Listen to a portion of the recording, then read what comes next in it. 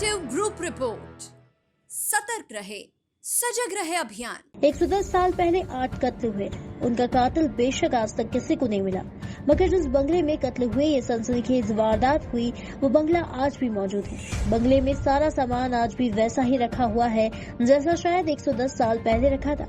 बीते 110 साल के दौरान इस घर को खंगालने में न जाने कितनी बार पुलिस गई होगी। खुफिया एजेंट्स ने वहां रात गुजारी और जिस को कत्ल के इस किस्से की जरा भी दिलचस्पी थी उसने इस पूरे घर का चप्पा चप्पा अपनी आंखों से उलट पलट कर देखा होगा।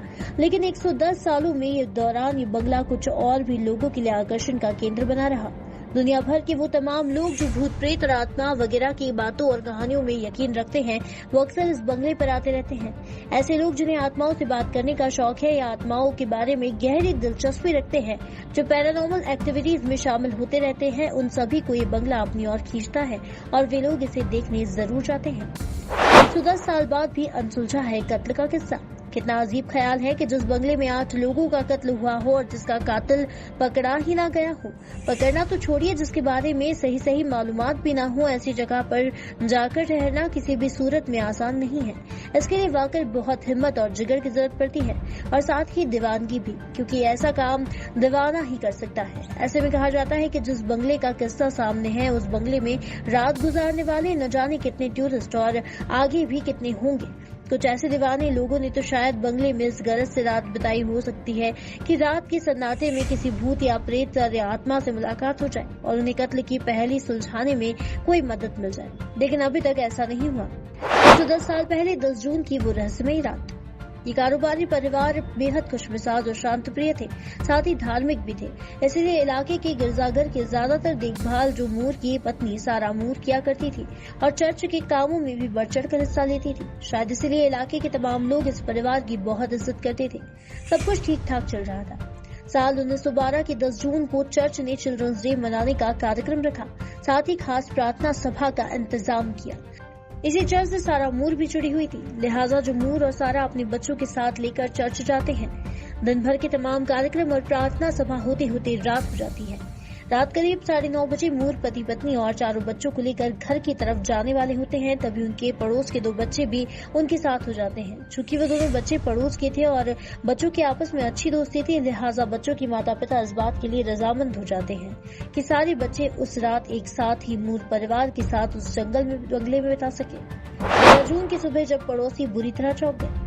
अब मूर दंपति अपने चारों बच्चों और पड़ोस के 2 बच्चों को साथ लेकर रात करीब 9:45 घर में दाखिल होते हैं।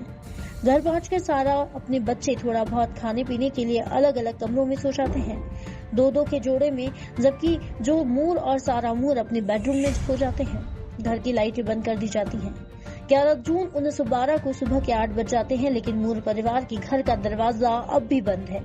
ना तो पर्दे हटाए जाते हैं और ना ही सुबह की प्रार्थना। ये बात मूर परिवार के पड़ोसियों को बुरी तरह चौंकाती है, क्योंकि आमतौर पर मूर परिवार सुबह जल्दी उठकर प्रार्थना करता था, लिहाजा उनके पड़ोसी अच्छी तरह वाकिफ थे।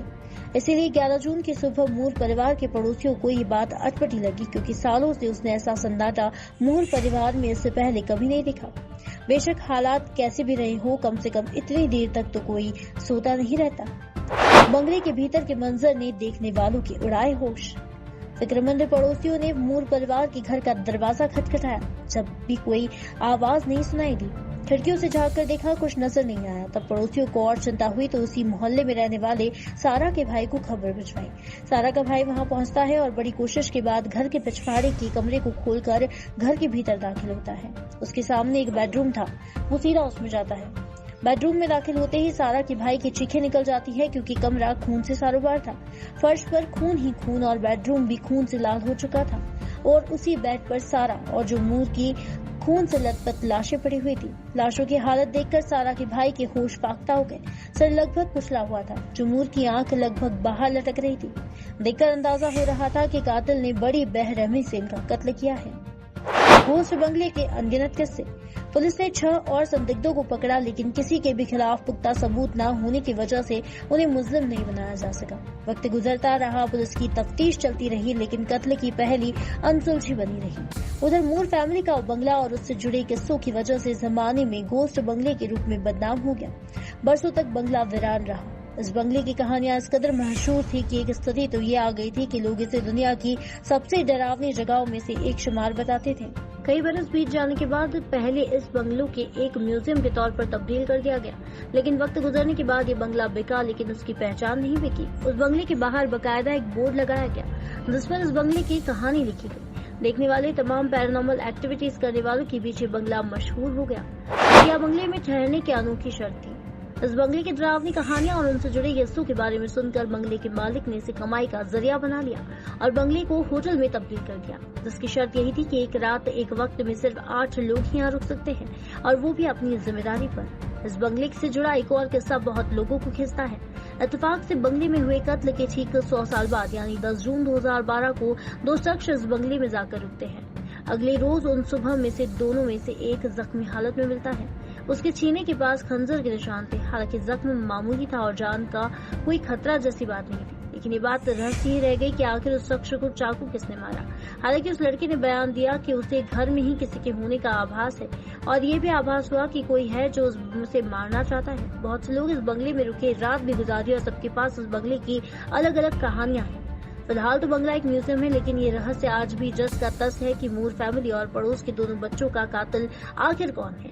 ये सवाल आज भी उसी बंगले के इर्द गिर्द जवाब की तलाश में भटक रहा है। ये थी हमारी खबर और आइए सतर्क रहे सजग रहे अभियान को जन गण मन तक प्रसारित और पल्लवित करने वाली हमारी संवाद और सहयोग की पत्रकारिता से जुड़िए। Detective group report news channel को लाइक, शेयर और सब्सक्राइब कीजिए।